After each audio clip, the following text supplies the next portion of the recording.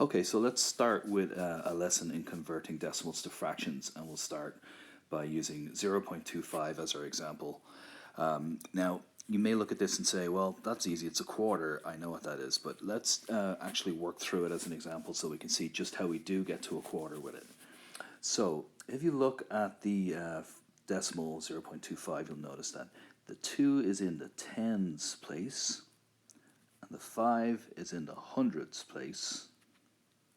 So we can rewrite this as a pair of fractions like this. We've got 2 tens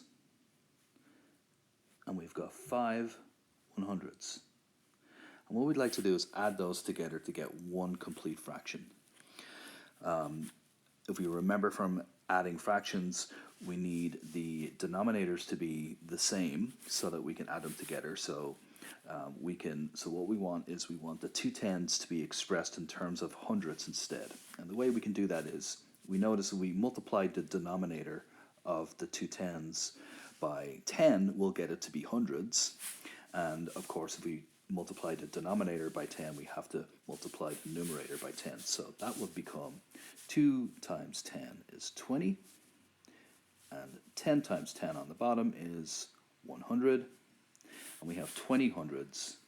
We want to add that on to 5 hundreds, and that's easy to do now because the denominators are the same, and we get 25 100s. And that's our answer, but we can reduce this to a smaller fraction. We notice that we can go ahead and divide the numerator by 25. So divide the numerator by 25. We also divide the denominator by 25.